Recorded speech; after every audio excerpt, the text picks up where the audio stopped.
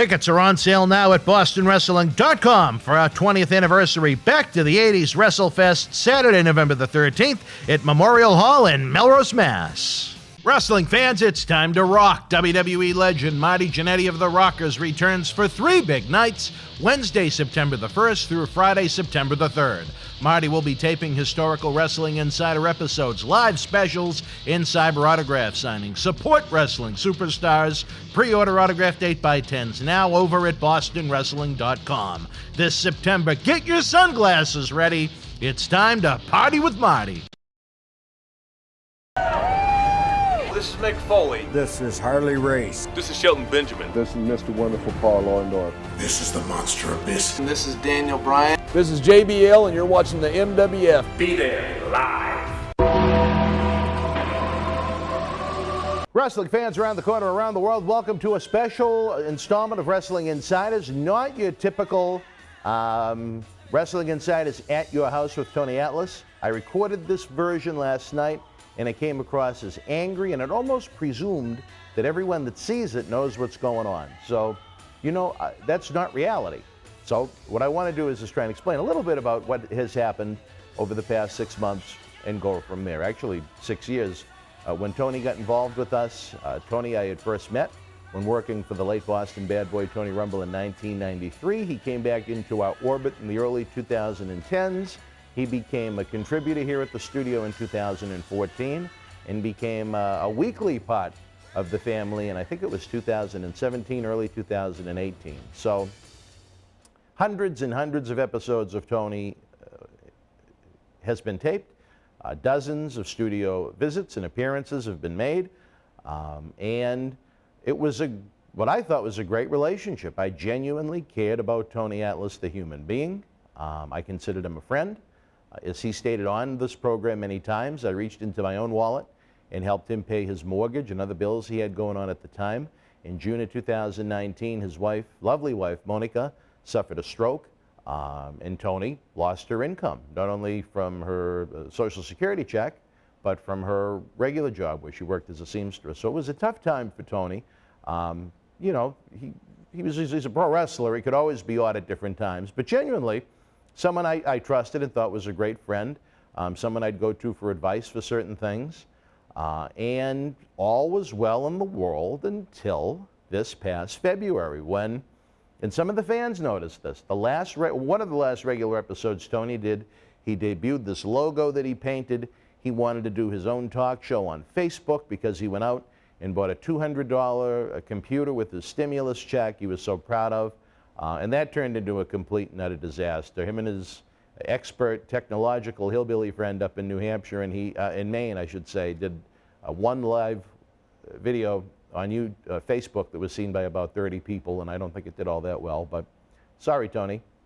You know, sometimes you got to put in the effort as opposed to just hitting the on button on a computer. But nonetheless, when Tony was last here, and over recent final visits, he was paid a substantial amount of money for several drawings, a podcast, our Back to the 80s WrestleFest live event and fan reunion Saturday night, November the 13th at Memorial Hall here in Melrose, Massachusetts, when we celebrate 20 years of Boston wrestling, featuring Jake Roberts, Hacksaw, Jim Duggan, Axe and Smash Demolition, Marty Jannetty, and more to be announced. All-inclusive VIP packages and tickets are on sale now at bostonwrestling.com. I'm going to get that plug in. But you know what? I want to set the record straight. This past weekend, and this is what bothers me, most of the time it's wrestling. People are going to say things out of anger. They're going to say things because they're nuts. They're going to fire bullets in your direction and whatever. I am so busy with what we have to do work-wise, I don't even pay attention to those types of things. But what Tony did this weekend was over the top. It's something that's online that someday my kids could access. And, you know, I don't like that. So here's what we're going to do. I am going to, instead of ignore the situation, I'm going to confront it head on.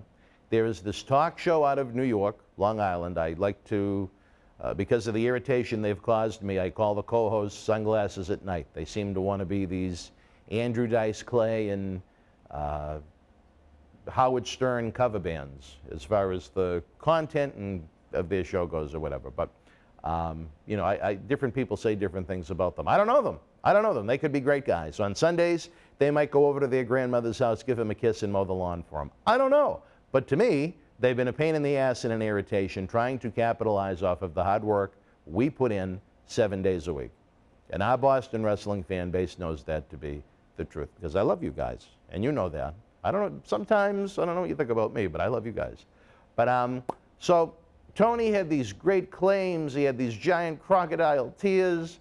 Big bad Dan Mirades trying to take my Social Security check from me and all these other lies, and I about had it. Maybe someday on Patreon at patreon.com/Boston Wrestling, where you can access, again, hundreds of studio shoot interviews, early ad-free access to Wrestling Insiders, our studio shoot interview DVD library that's been seen by millions online, millions more on the real Howard Stern, who wears his sunglasses anytime he wants to, plus all kinds of Patreon exclusives. Maybe someday I'll show you guys that video just so you could see how angry I was when all this was happening. But I'm in a more zen place for a very interesting reason.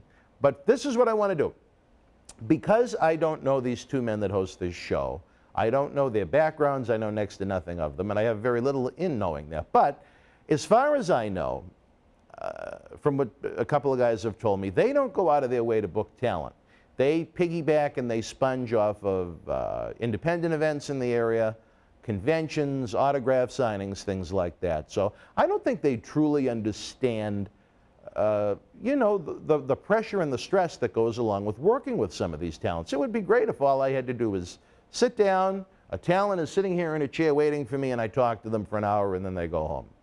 When we do it, we're responsible from point A to point Z, which is from the moment they leave their house, them getting to the airport, getting through the airport, on the plane, flying to Boston, picking them up, or making sure they get to their hotel room, checking them in, paying for the hotel, making sure they're ready to go the next day on time, getting them to the TV studio, doing several episodes of the talk shows because that's the only cost affordable way to do it, end the day, maybe go to eat, maybe get them back to the hotel, and depending upon how many days they're here, repeat that, and or make sure they're on the flight to go home the next day and they get home okay.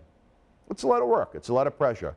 And when you deal with, again, unique, eccentric personalities in a lot of cases, which, if you've ever watched our show, I'm sure you've seen. We do have some eccentric personalities. So again, I'm going to play devil's advocate. I'm going to pretend that these two sunglasses at night that love Corey Hart, they have no idea what that's like.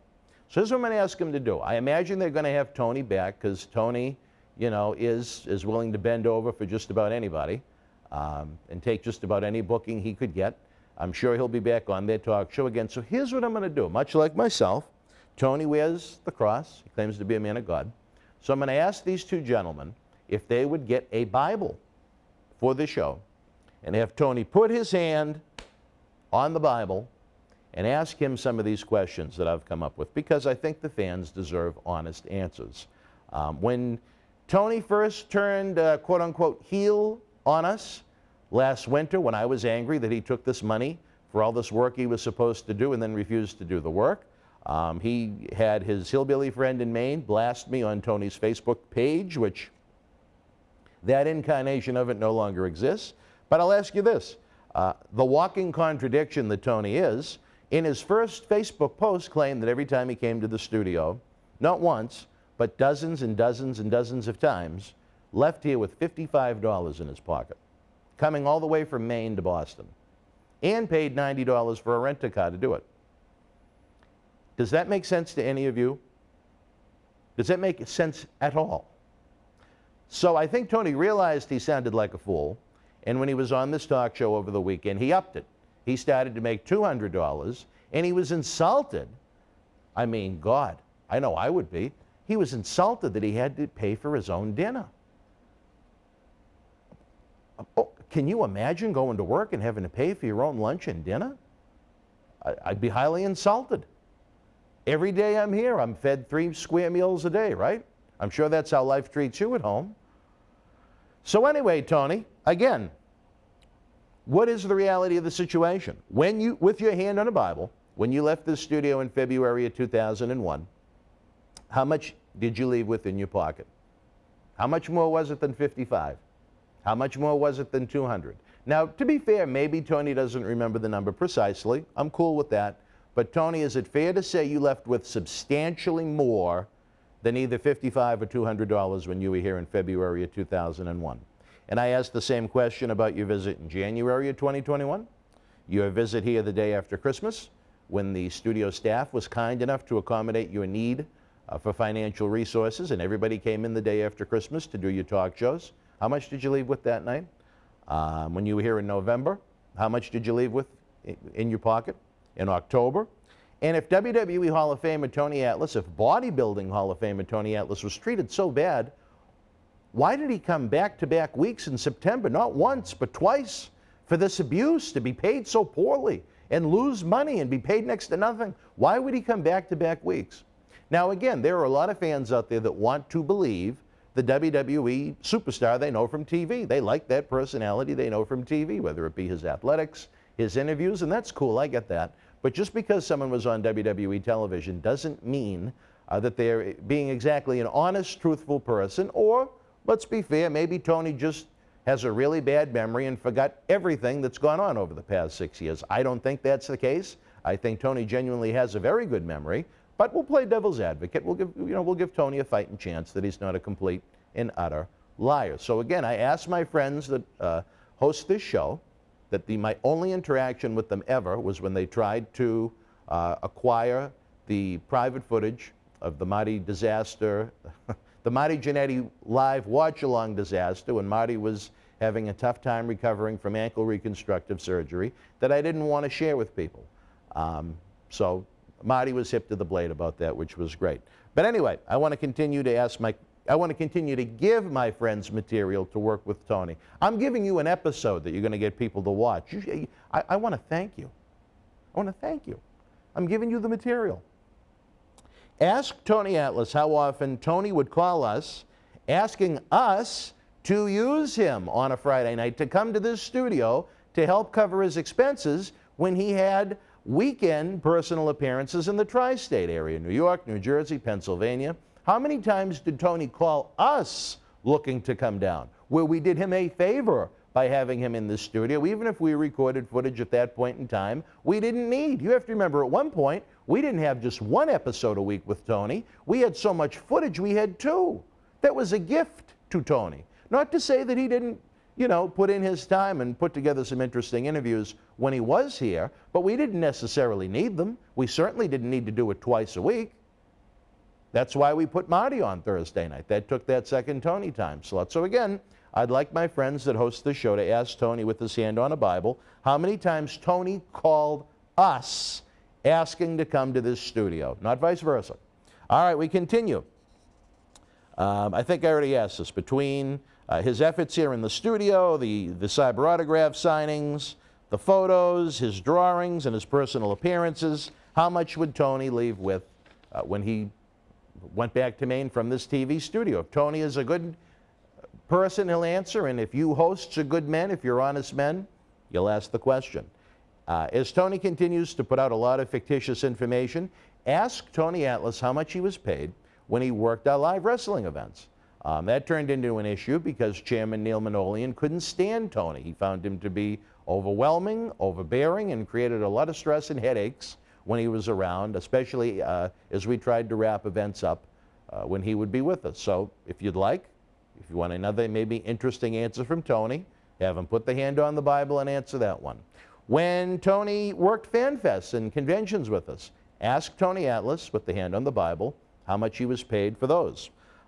Typically, when a third-party vendor or an agent sets up an appearance for some of these talents, they genuinely take 15 to 20% for their time and efforts to try and set everything up to make income for this person. So I'm going to throw this one out there again. With Tony Atlas's hand on a Bible, ask Tony how much money Dan Mirade took from him when I took the time to set up personal appearances for him, birthday parties and private functions, personal training sessions, and wrestling seminars. Ask him how much money Dan Mirade took from him. Was it 15%, 20%, or out of all four of those different categories I just described, was it $0? Because I'm going to tell you this, with my hand on a Bible, it was $0. I never took a penny from him to set up any of those things. Nor would I, because I considered Tony to be my friend. When Tony came to the studio and we did cyber autograph signings, the idea was, well, we'll do a 50-50 split. He loved it. But between the studio costs, printing the photos, the online fees, and the taxes, does Tony really think it was a 50-50 split? It wasn't even close to it, because we were covering his costs. And I don't think he's that dumb that he doesn't realize it, so I guess he just didn't appreciate it. For Tony's artwork, with another point of contention for the Hall of Famer, again, with his hand on the Bible, ask Tony how much does it cost and how much time does it take to promote one of his pieces? How much of a percentage does the online platform take once one sells?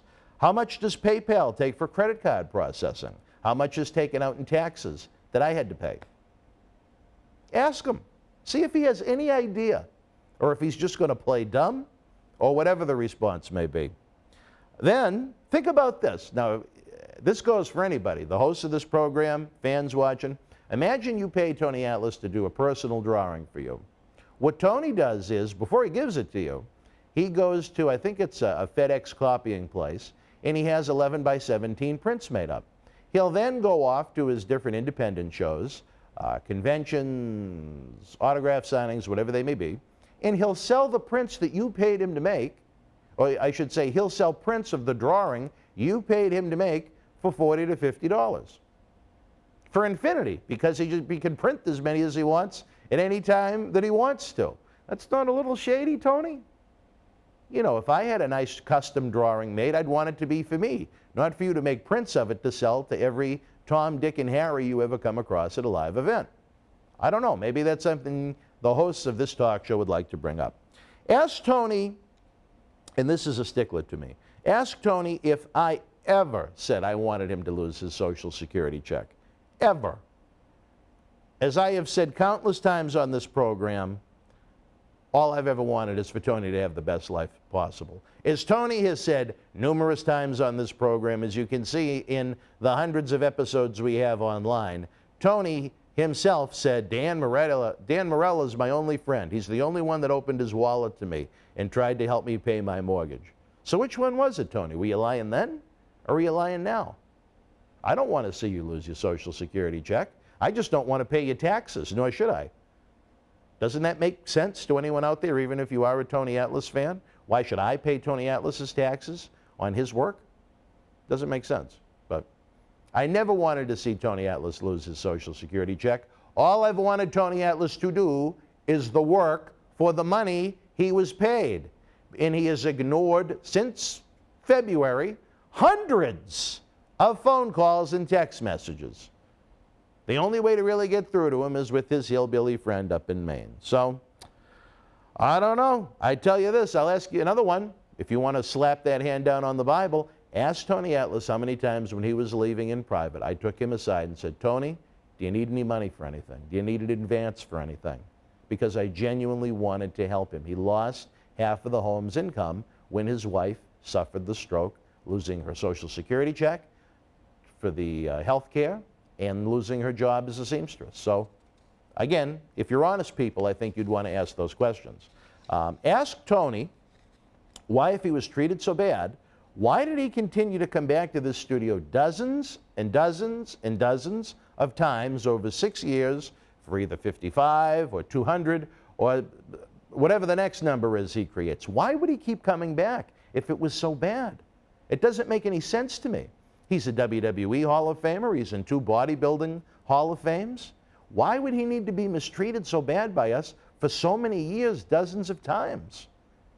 It doesn't comprehend to me, because it's not true. But I mean, it shouldn't make sense to you because you act like you believe it. And there are certain fans, because he's a WWE Hall of Famer, are going to take everything he says at face value.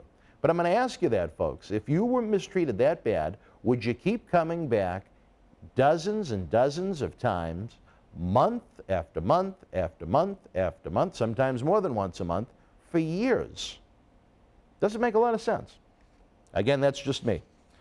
Again, to try and show Tony's character and integrity, ask Tony why he stole $300 from Rocky Johnson when Rocky forwarded him some money via Western Union to help pay his mortgage.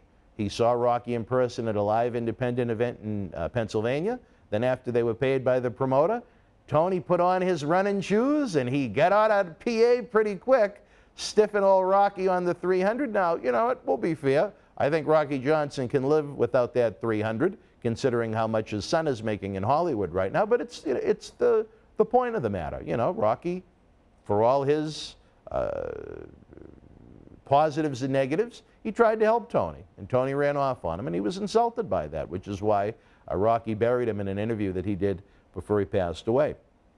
Ask Tony Atlas why on this very program, Wrestling Insiders, that Tony has praised Vince McMahon at times, and then other times he's called him a racist-ass bastard that called him the N-word regularly. Which one is it? Do you have a lot of praise for someone that calls you the N-word regularly and is a racist-ass bastard? Which one is Vince McMahon? I don't know. I don't know. Asked with his hand on the Bible, asked Tony Atlas how many times Tony robbed people up in Maine to try and get drug money. Again, which he admitted to verbally on this very program. You know, is that a high-quality individual that goes around robbing people and hijacking them for money to go and buy drugs and get high? I don't know. I've never done it. Have you? I don't know. And then, you know, I was reminded of this clip, which we'll take you to right now. Again, words coming from Tony's own mouth. I could tell you some story and make your head spin, brother. I know a lot of wrestlers. I'm not going to call their names. This was the gimmick in my day in the 70s now. They give it called a Mickey. Yeah. You put it in a girl drink, she fall out, the boys run a train on her. She would come to the room to be with one wrestler. He would give her a Mickey. She'd fall out. He would call the other wrestler, hey man, I got some ass up here. Y'all come on up and get yourself. Here you got this girl laying on the bed. Don't even know where the hell she at. Guys taking the turns on her. I have seen that. Gang rape. Just gang rape. That have went on in wrestling for decades. Decades until Vince Jr. took over. It was in the 80s. I have seen women get raped many times by wrestlers. I could call some names, but I ain't going to do it because they got family, they old now. But I know a lot of they're rapists. Oh, man, I know this one wrestler, and people pay him $15,000 to $20,000, $60,000 for his autograph. And he used to get women to put him out and stick all type of objects up in them and ruin them. They had to go to the doctor when this man got through with them.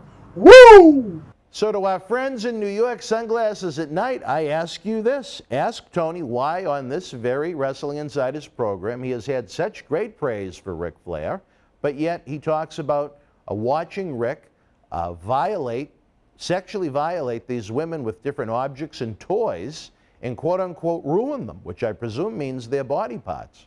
That's someone you think is a great guy because he went out and bought you a drink? Or is he lying? Which one is it? Did Ric harm these women? Or is Tony lying? I don't know. I wasn't there. I don't know. Then also in that same clip, where were we now? Again, to show the high-class individual that Tony is, Tony discusses all of the gang rapes that he used to watch in his early days in wrestling. Now, I've never seen anyone be raped, thankfully, but I'd like to think, if I did, I would A, try to stop it, or B, contact the police. Tony made it sound like he sat there and ate popcorn while it happened, hoping one of them would walk on him. Now, what does that say about him?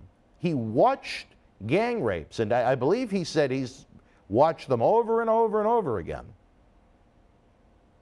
My friends in New York, is that something that you condone? And you're not going to ask them about it? Or are you just going to shrug your shoulders and say, geez, we have a unique guest that'll give us an opportunity to bash Boston wrestling? Those words came from Tony's mouth. You just heard it right there because, again, we came across the clip. I guess Tony found gang rape to be suitable on these young women, where he wouldn't try to stop it, and he didn't call the police. I think that says a lot about his character right there. But, again, one man's opinion. In the end of the day, again, Tony blatantly stole money for a live event Saturday night, November the 13th at Memorial Hall, back to the 80s WrestleFest. When we celebrate 20 years of this great organization, he stole money for podcasts. He wanted to do this world news type show online. I know a lot of fans, including myself, didn't want to hear Tony's political takes on a wrestling talk show, so we were going to create that platform. I made the mistake of paying him in advance to do it. Tony took money for drawings he didn't do. He screwed our good friend Michael down in Australia, which still bothers me, and I still want to get that drawing. You know, and then he has the audacity to put that BS on the internet that I'm trying to get a Social Security check stolen from him, or that he would leave here with $200 or $55. And there are some people that don't know us that believe it. Wrestling fans, Tony Atlas is full of bullshit, let me tell you that. And I am talking to a very interesting person that wants to be a guest on the show that could tell you far more about the real Tony Atlas than I could. I hope to have this person on, maybe if not tonight, in the very near future. So I'm going to look at it like this because I'm still trying to navigate things here. I feel like I have given Sunglasses at Night the chance to really have an in-depth discussion with Tony. You know, they think they're getting one over on us, having fun, laughing, you know, those big mustache twirling villains in Boston that have abused Tony Atlas and Marty Jannetty. Ask him some of those questions and give him an old Bible. You know, he wears the cross that his lovely wife Monika made for him. Ask him the question. So right now we're going to take a timeout. When we come back, we're either going to have a classic episode of Wrestling Insiders at your house, or maybe my special guest. With that said, folks, right now I'm going to take a brief timeout. We'll be right back. Tickets are on sale now at BostonWrestling.com for our 20th anniversary Back to the 80s WrestleFest, Saturday, November the 13th at Memorial Hall in Melrose, Mass. The World Wrestling Federation was live at the Capitol Center in Landover, Maryland, Saturday, August the 17th, 1985. In the opening contest, Johnny V beat Steve Lombardi, Cousin Jr., with the win over Moondog Spot. Adorable Adrian Adonis defeated Tony Gurria. Terry Funk victorious over Salvatore Balomo. Junkyard Dog and Ricky the Dragon Steamboat defeated Magnificent Don Morocco and Mr. Fuji. The Hart Foundation with the win over Sweet Hansen and Leaping Lanny Poffo. Macho Man Randy Savage defeated Rick McGraw. And in the main event, the WWF World Champion Hulk Hogan retained the title over Brutus Beefcake. If you were in Landover Live, share your memories in the comment section below. Use the links in the description box to keep Wrestling Legends working in our eBay store and on our world-renowned Patreon streaming service, so we can bring you more interactive superstar shoot interviews to relive the good old days of professional wrestling. Check it out. Boston wrestling sports in the MWF explodes into a new year with professional wrestling content galore and need you to join our family. Every Tuesday night at 10 p.m. after our Monday Night Raw review, it's Wrestling Insiders at your house with WWE Hall of Famer Mr. USA Tony Atlas. Wednesday nights at 10 p.m. after NXT and AEW, join rotating legends on Wrestling Insiders Special Edition. Every Thursday night at 10 p.m. after our NXT and Dynamite review, it's Marty Jannetty's no-holds-barred sex, drugs, and rock and roll journey on Wrestling Insiders Party with Marty. Friday night after SmackDown, don't miss John Cena Sr.'s Wrestling Insiders Fabulous Fridays. Plus, look for classic clips, history videos, bonus live episodes, pay-per-view watch-alongs, and more. For less than a cup of coffee at Starbucks, get early ad-free access to our Wrestling Insider talk shows, our acclaimed studio shoot interview DVD library, and help keep wrestling legends working during the worst of times. Join our growing family at patreon.com/Boston Wrestling. Expect the unexpected in 2021. Wrestling fans around the corner, around the world, I'm Dan Mirade. And I'm Mr. USA WWE Hall of Famer Tony Atlas. The road to WrestleMania has begun. Wrestling fans are looking to add to their man caves. You got to see what we have in the eBay store. Check it out.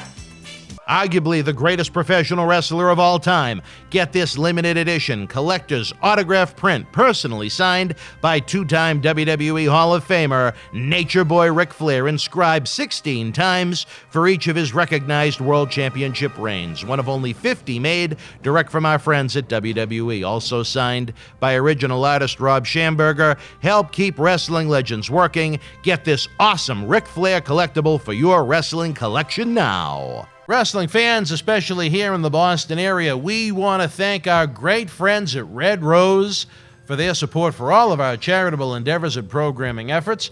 Red Rose is 2 years young and extremely thankful for all the support they've had from our neighbors here in Melrose and beyond. for an amazing first 2 years. Red Rose thanks Melrose and all of the first responders who have fought the good fight and have never given up hope during these unprecedented times. We did it together. Follow Red Rose on Facebook for their anniversary special, facebook.com/Red Rose Melrose. You'll be glad you did. Open until 2 a.m. Red Rose will give you fresh, piping hot, mouth-watering food that'll put an ear-to-ear smile on even the toughest critic's face. Check out their full menu online at redrosema.com or give them a call, 781-620-1889. Wrestling fans, we promised you a good one. For those that are not familiar with Boston wrestling and have automatically sided with Tony Atlas because he was a WWE superstar, not knowing the real human being behind that superstar persona, well, here is something to reconsider that point of view with. On Sunday night when I got home from our SummerSlam 89 watch-along, we were contacted by Tony Atlas's daughter-in-law, who is furious about some of the things that Tony said about her online and hearing about what he's been saying about us after we were so good to Tony. The following is a telephone call that Tony's daughter recorded between her and Tony's wife, her mother, Monika White, a.k.a. Monika Atlas, about living with what sounds like a very controlling, overbearing, and dominating Tony Atlas. Tony's daughter-in-law shared many more stories with me via email. I've invited her to share those stories from her own voice on this talk show if she so chooses. I think it's unfair if I do it. They're her stories, her experiences, her observations. I think she should share those if she wants to. So for now, hear from the lovely Mrs. Atlas herself what it's like living with a man that apparently cheated on her and apparently has many children across the country.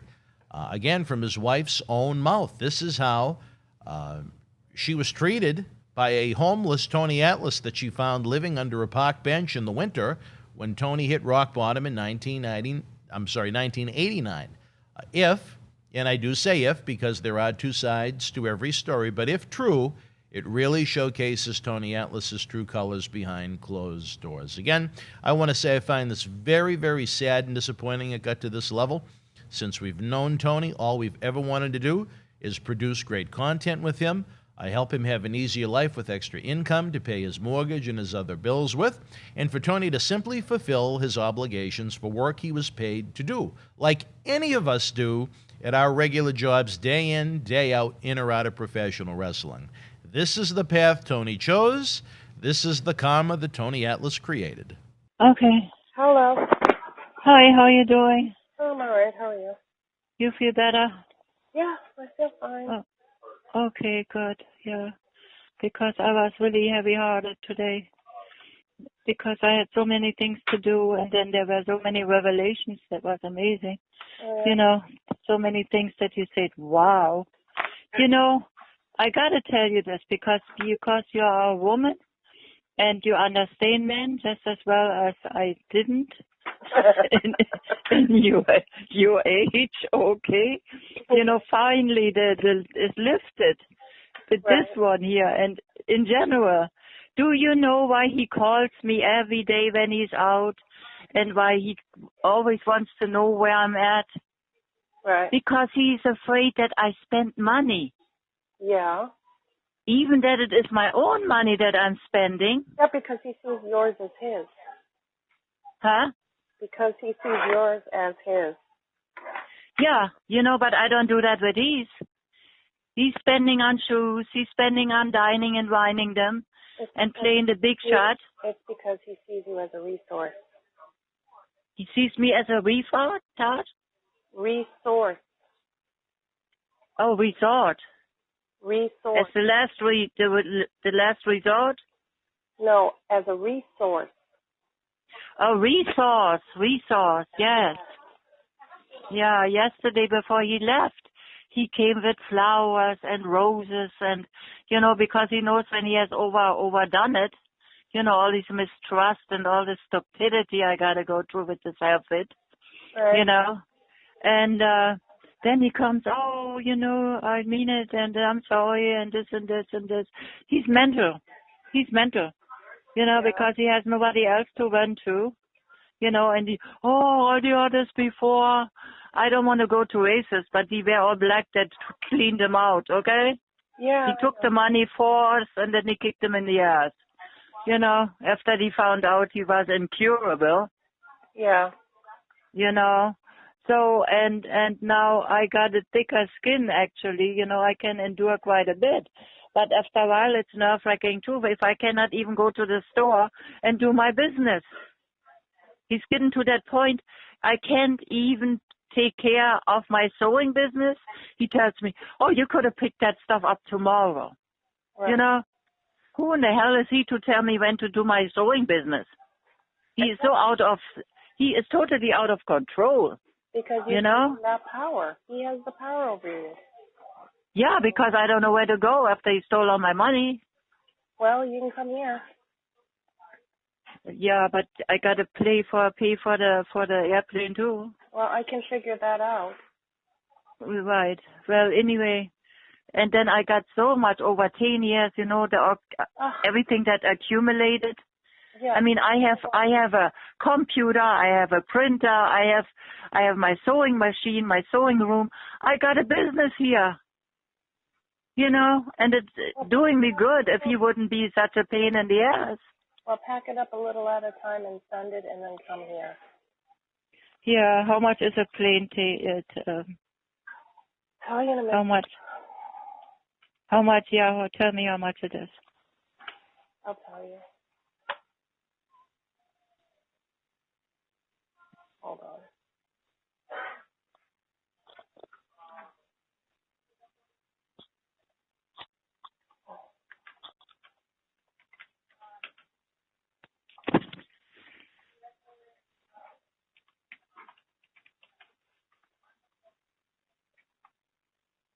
Okay. Hold on.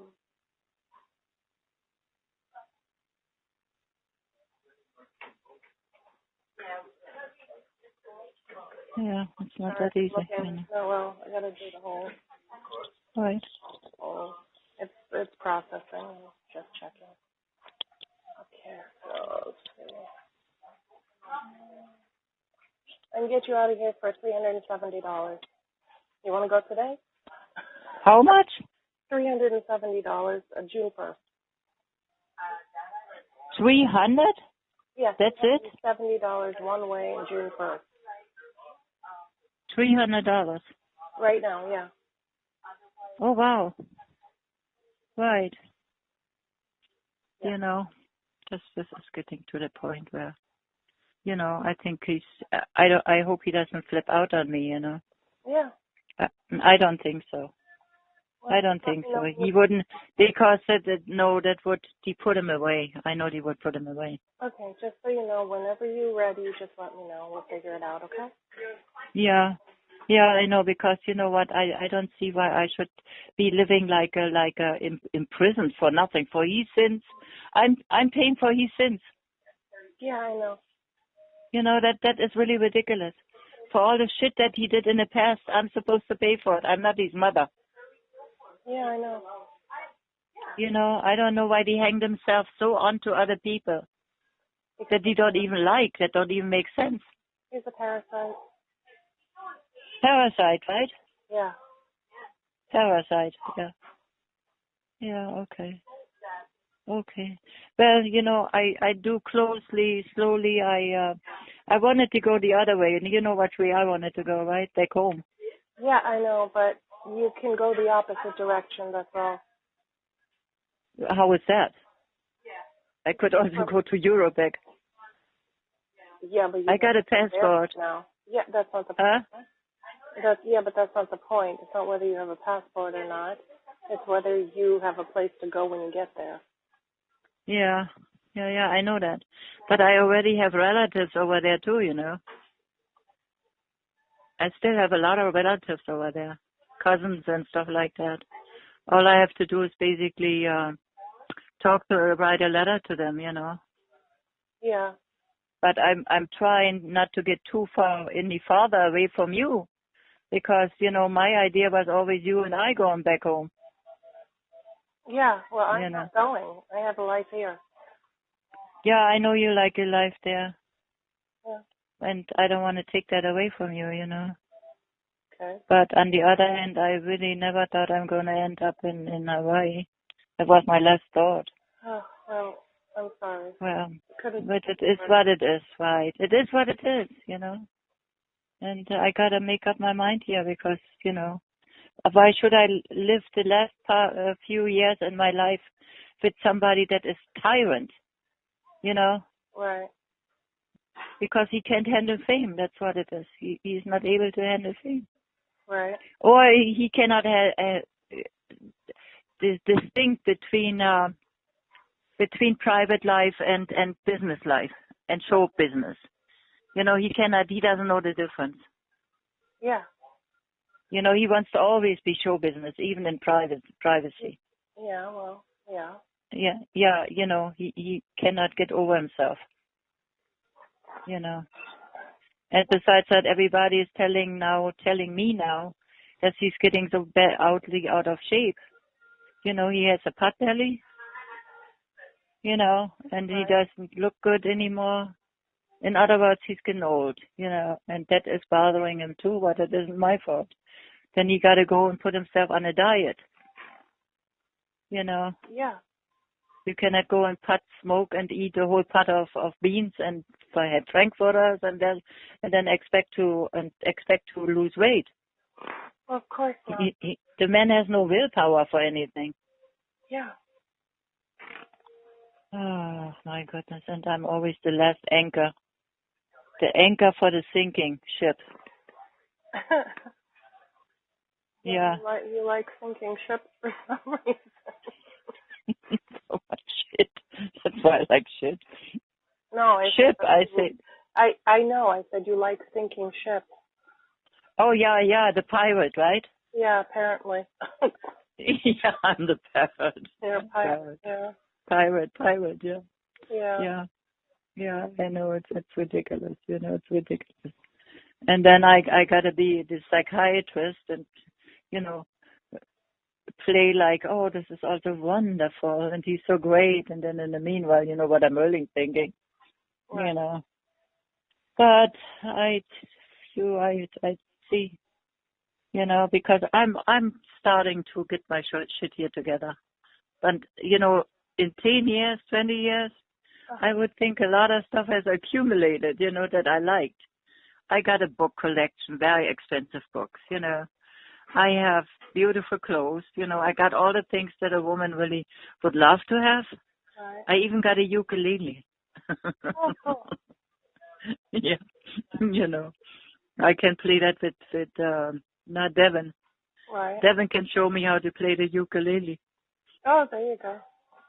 See? And then I go to Berlin and play the ukulele on the corner. Okay. And you can sing. And then we put a metal pot in you know, in front on a street. Yeah. And sit on a street and we make our music. And then we say, well, this is the new millionaire out of the USA. Yeah. The new generation. The new wealthy generation out of the US. Right.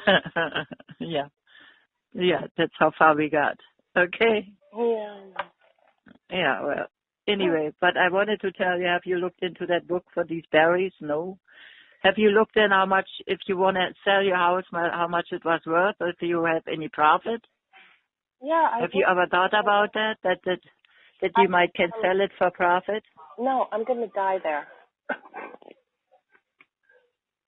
Is that a joke, or are you for real? No, I'm not moving. That's for real. Oh, so you love it that much? I already told you. I'm done moving. Yeah, I know what you're saying. Right. After all these years, of course. Yeah. You know, and then starting all over again with 50. You know, that is not actually easy either. No, I'm not doing that. Okay, so I gotta, you know. All right. Okay. I'm not moving cold ass friggin' Germany. You know, with just you know. Yeah, then you have to go to other stuff too, I would right? love to see it again. I would love to visit and be free to move around, but I'm not going to move back there. What for? Right. I don't know anybody there. Not that I know many people here, but... Well, never will I ever. I just went when I had enough from one place. I just went to the next. I didn't know if I cared a language or whatever. I made it. Right. Well, somehow. that's different when you're 20-something, but I'm going to be 50 here pretty soon in another year. So yeah, but I'm 70 and I'm supposed to move. Yeah, but look at your situation, too. Well, yes. Yeah, my situation, yeah. Could be okay. My situation could be okay. If I had a different kind of more understanding and more not so selfish husband. Yeah, but he's always been that way. Yeah, but I didn't realize that what he was anyway. And besides, be totally honest with you, I was never in love with him. I know. So it didn't really hurt. It didn't hurt. It hurts only when I get left that I'm supposed to be treated. You know what I mean? Yeah, I know. I'm supposed to be treated decent. Mhm. You know, but he can't get over that racism. He can't get over the racism. And I'm sick and tired of it because we went to the same thing we went through, okay? Yeah, 2 world wars, hunger. Okay, when he talks about they eat all the shanks from the animal and the pigs that we slaughtered and had nice out picnics and everything. We were eating dry bread with margarine, right, and a little marmalade on it. That was our food. So talking about misery, okay? I can show you misery. I know. So I don't want to talk about that right now. I'm back in the house now. I'm sorting my things out, you know. And then that guy pesters me constantly with that computer. And I need $100 to have that computer back fixed up to make it working again, you know. Every time I turn around, something else comes up. So, oh, by the way, talking about that, I went today. It's no problem with the passports. I got all the passports. They're doing it right in Office Max. You know, the next time he going out of town, I'm going to Office Max. Otherwise, he's going to make a pain out of himself. He may be my pain in the ass for the whole day being there, you know. So I got to do that by myself. And I took him with me. The passports, right? I had all the passports with me for me and you on the backside, you know. Your name is on it as my daughter, so it is all clear. You know, it's just now finding a place where you got to go. There I have a day or two for myself, you know, when I can do my own things. You understand? Without him sticking his nose into my business. Such is not his. You know.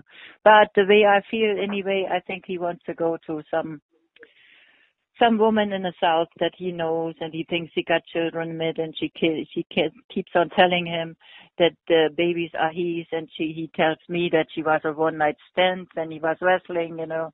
And he has so many children everywhere and so many affairs everywhere. The man can dig his out. It's going to stick out of his grave. How old are they? Huh? How old are these kids? How old these kids? Yeah, the ones that...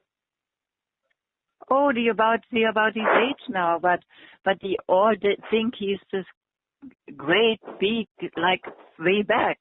Oh. And he got money, and he plays still the big kahuna, you know, with them, because, you know.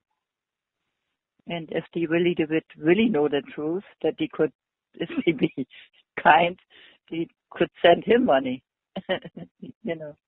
If I had known all that shit, I tell you, I would have been better off. But then on the other hand, he had no place to go.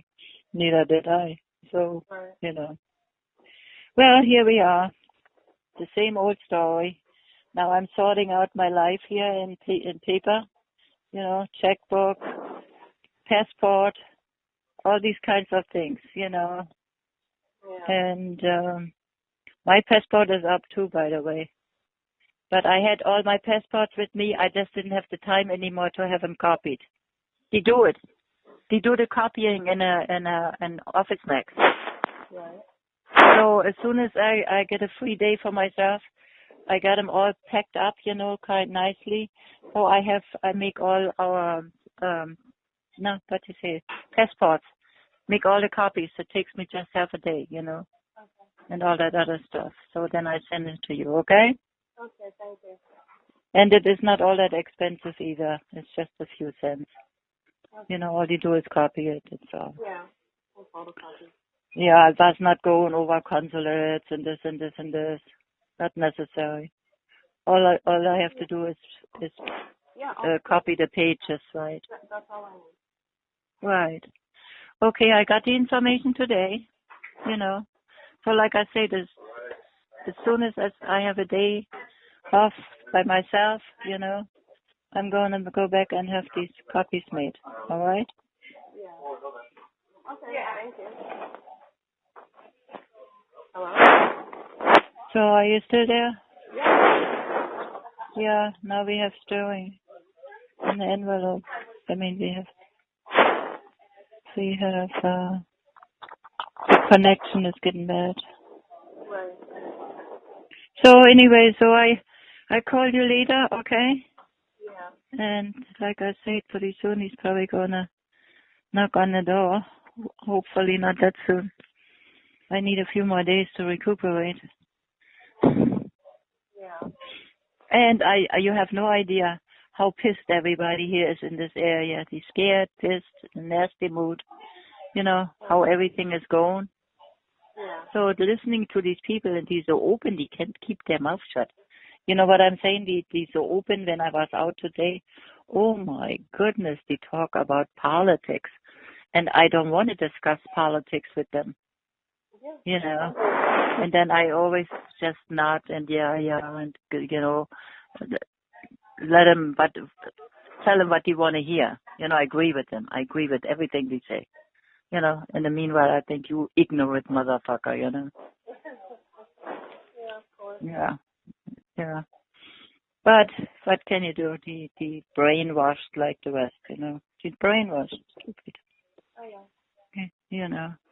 That's how they keep them together, with brainwashing. Mental acrobatics. You know, before you realize all that, you realized it before. Yeah. But it took me a while to not agree, but I mean to find out what they were really thinking, you know. Yeah. I went to school for it, so I did go to So, college to learn.